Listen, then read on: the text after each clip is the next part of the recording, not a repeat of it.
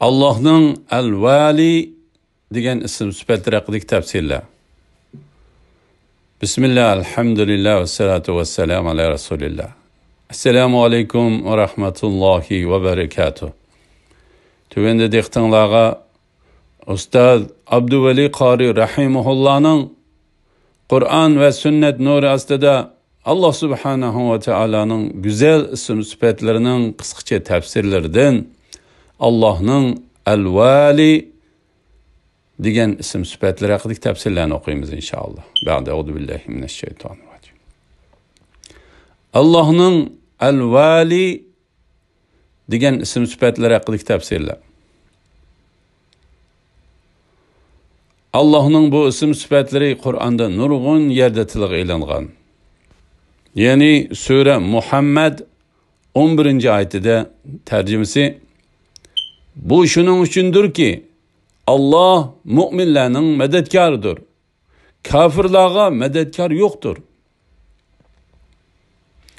El-Vali bütün mahlukatlarının işlerini başqurğuchi, bütün mevcudatlarının haceti bolgan zat demektir. Vilaya başquruş, hükümranlık qilishdir. Vilaya ma'nisidan tadbir, başquruş, qodir bo'lish va shuni amaliy suratda boshqarish mazmunini o'z ichiga oladi. Agar shu sifatlar jamlanmasa, al-Vali ismi iste'mol qilinmaydi. Albatta bu sifatlarni jamlaguvchi zot yakki yegana Alloh subhanahu va taoladir. Bütün alemni o'zi yaratgan ve şu alemni o'zi boshqarib ve shularning hammasini boshqarishga qodir ekanligini bandalar o'zlarining aqliga muvofiq bo'lgan miqdordagini biladi. Qolgan miqdorlari noma'lum bo'lib qoladi. Kur'an ve hadislerde Allah subhanahu ve Taala'nın bu isim sifatlariga aloqador tuvendiki mazmunlar tilga ilingan. Sure Baqara 257. ayetide tercümesi Allah müminlerin egisidir. Ularni küfrünün zulmetinden imanның yoruqligiga chiqirdi. Kafirlarning egisi şeytandır. Ularni imanның yoruqligidan gumrohlikning qorong'uligiga chiqirdi. Ayni shular ahli davzaxdir. Ular davzaxda mangu qolg'uchilardir. Sure Yusuf 101. ayetida tercümesi Rabbim bana hakikaten padişahlık ata kıldın. Tush tabirini bildirdin. Ey asmanlarni ve zeminni örneksiz yaratquchi zat. Dünya ve ahirette mening egamsan. Meni musulmon petimcha qabzroq qilgin. Meni yaxshi bandalar qatorida qilgin dedi. Sure Tavba 25. ayetida tercümesi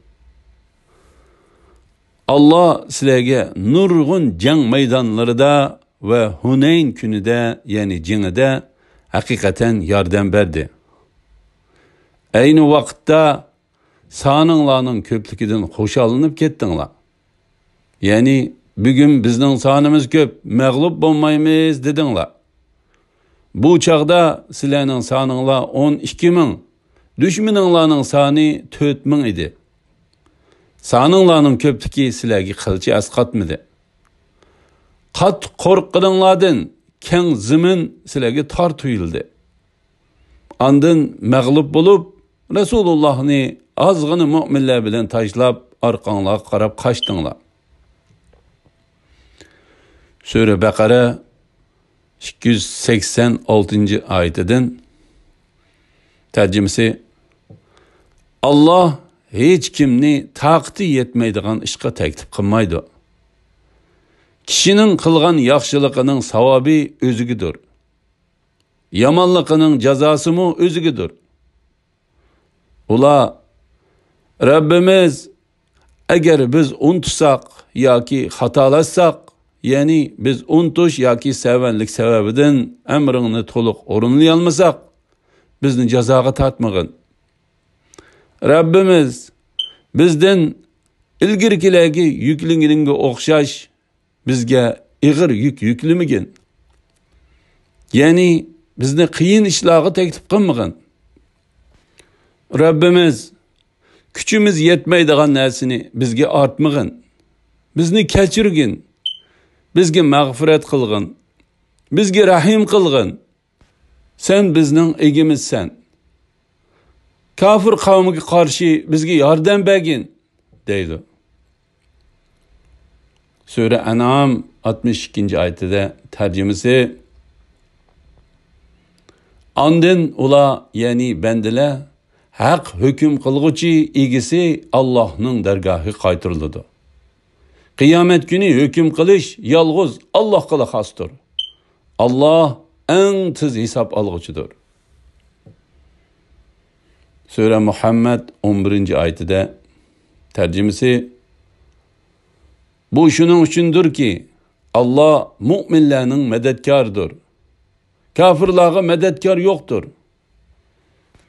Sura Fussilat 30-oyatidan 32-oyatigacha tarjimasi: Shubhisizki Rabbimiz Allohdir deganlar, ondan to'g'ri yo'lda bo'lganlarga farishtalar tushib, qo'rqmanglar, g'am qilmanglar, sizlarga va'da qilingan jannat uchun xushal bo'linglar. Biz dunyoda, oxiratda sizlarning do'stlaringlarmiz. Jannatda sizlar uchun ko'ngilga taqgan narsalarning hammasi va tilagan narsalarning hammasi bor. Ular nihoyatda mag'firat qilg'uchi, nihoyatda mehribon Alloh tarafidan berilgan ziyofatdir, deydi. Sura Shura 9-oyatida balki ular Allohdan g'ayrini ega qilib oldi. Faqat Allah yolg'iz egidir. Allah o'liklarni terildirdi. Allah her narsaga qodirdir. Sura Maida 56-oyatida tarjimasi: Kimiki Allohning payg'ambarini va mu'minlarni do'st tutadigan, u Allohning jamoasidir. Allohning jamoasi albatta g'olibdir. Alhamdulillah. Yuqorida Alloh subhanahu va taolaning Al-Vali degan ism sifatlari haqidagi tafsirlarni angladinglar. Kelar qitimda Alloh subhanahu va taolaning Al-Muta'al degan ism sifatlari haqidagi tafsirlarni o'qiymiz inshaalloh. Va sallallohu ala Muhammad va ala alihi va sahbihi ajma'in. Assalomu alaykum va rahmatullohi va barakatuh.